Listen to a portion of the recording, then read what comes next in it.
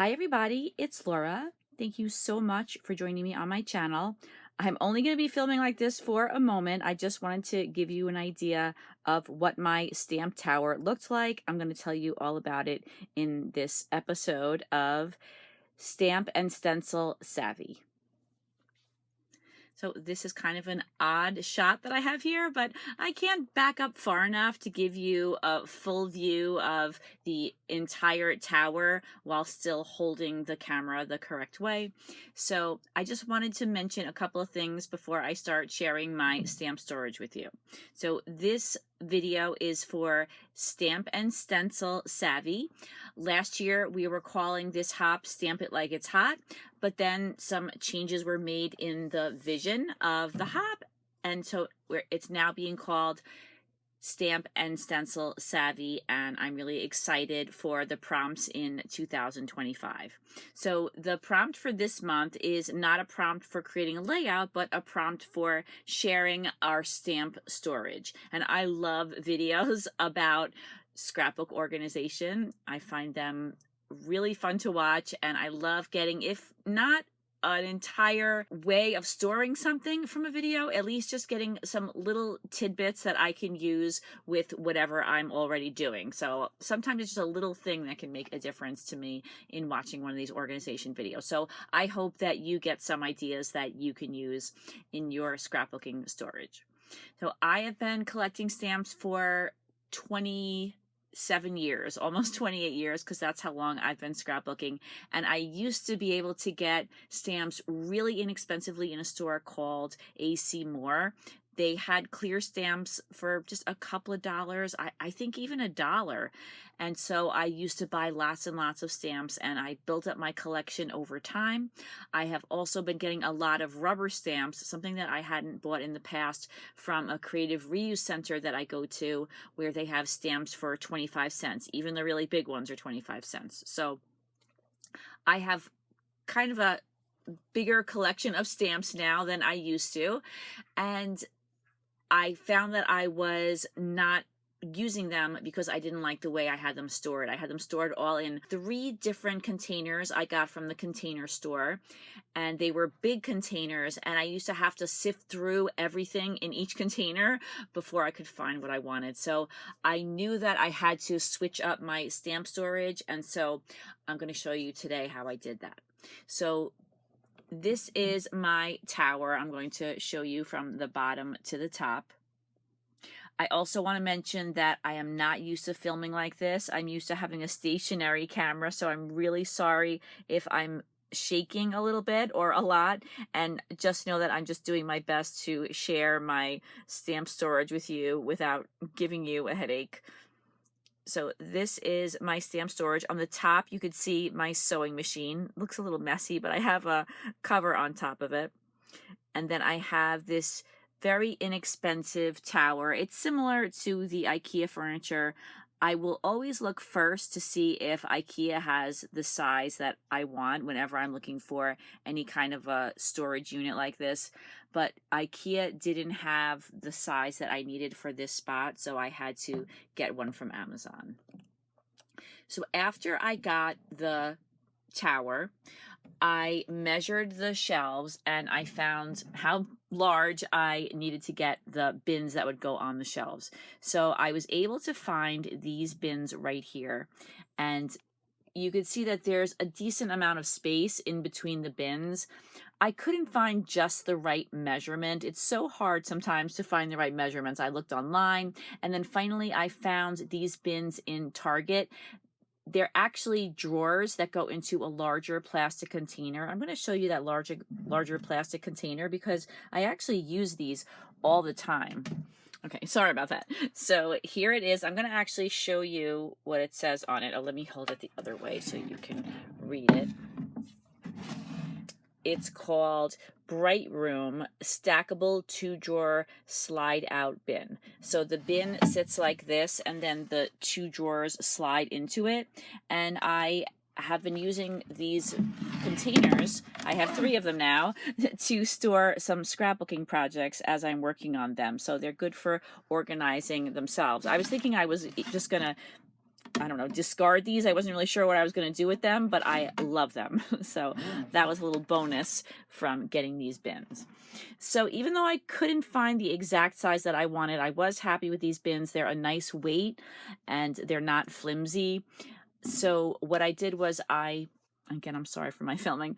I took the bin and I went to that same creative reuse center I was telling you about, and I got a whole bunch of this cardboard very, very inexpensively. And then I cut it to be a little bit taller than the bins. I wanted it to be tall enough so that my stamps would be shorter than these, so that it would be easy for me to find the divider as I flip through my stamps.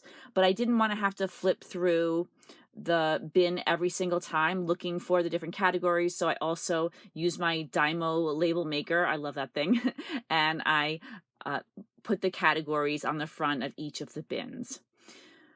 So I have 6 different bins that hold my clear stamps. I find that, in my opinion, these bins are best for clear stamps. And then I have these containers I'll be talking about in a moment. I think these are best for the rubber stamps. So I have flowers and leaves, butterflies, doilies, flourishes, and damask, and then letters, numbers, labels, borders, and backgrounds. Down here I have shapes and Halloween, and I'm very sorry for the glare also. I know all these apologies, but I am finding that there's a lot of glare with all of the plastic that I have in this video. So I have been making a lot of Halloween themed projects, and so I have quite a few Halloween stamps that I've been using. And so there are a lot in this bin. And then here I have ledger, text, and postage. Those are like those vintage looking stamps, lots of postcard stamps, things like that. Texture, I use those a lot. And then assorted packs, anything that I couldn't find a category for, I just kind of stuck those in there. Down here I have my unusually sized stamps. So I have a couple of stamps that are a little bit different. I have a cube stamp and then some number stamps that snap together. I haven't used these yet. And then behind that, I have my rubber stamps that are not mounted. I use those for backgrounds. And then over here, I have my large sized stamp sets. And these are a lot of Tim Holtz stamps. Those are so large. And so I had to have a special bin for those. And then there are a couple of other clear stamps that also needed to go into this bin because they were very large. In between each of these bins, because of course I had to make use of every little bit of space, I have a couple of different things. One thing that's very important to me is this little container, this little plastic container. It looks kind of messy for sure, but it's filled with some of my favorite stamps. So I mainly use my stamps to make backgrounds, and one of the reasons that I joined this hop is because I wanted to use some of my other stamps and not just make mixed media backgrounds with stamping, maybe use them for some of the embellishments on the page and things like that. And so I have been doing that, but I still use my background stamps a lot. And so instead of going through each of these bins, I just grabbed this little container and I stuck in the stamps that I use the most often. Things like grid stamps, circle stamps, text stamps, dot stamps. Those are things I use all the time on my backgrounds. And so when I'm going to make a background, I'll pull this out and I have my favorite stamps ready to go. And then I'll sometimes dig through and grab some more, but at least I know that I have those ready. And then here I have flowers, leaves, and branches. These are rubber stamps. Sorry about that. Let me show you what that looks like. So this is a box that contains all of my florals. And you could see that I have a lot of different sizes and again, lots and lots of glare on this, but I thought that these containers were just great for storing rubber stamps. You could see that the depth is just right. I got these from Amazon and I think that they are just the right storage for these rubber stamps. On the very bottom, I have those same containers. Now, you probably noticed that these are shorter than these. What happened was I ordered a bunch of these one day from Amazon, but I wasn't sure that they were going to be exactly right, and I didn't want to order a whole bunch of them and then find that they weren't what I wanted.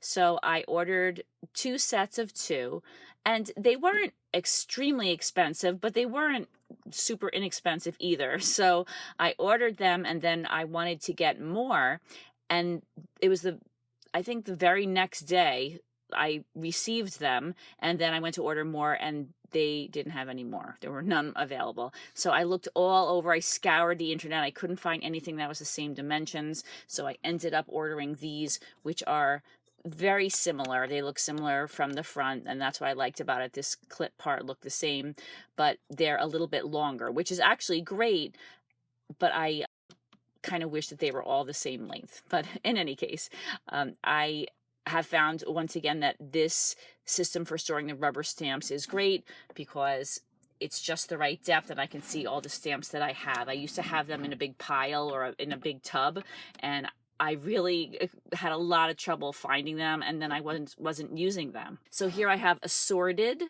I have label stamps, background stamps, and borders. I'm going to come back to this one. I'm going to show you this one. This is squares. I wrote M's Florals. That's Marie's Florals. My sister gave me some beautiful floral stamps, so I want to keep those in a special spot. And then also some pouches.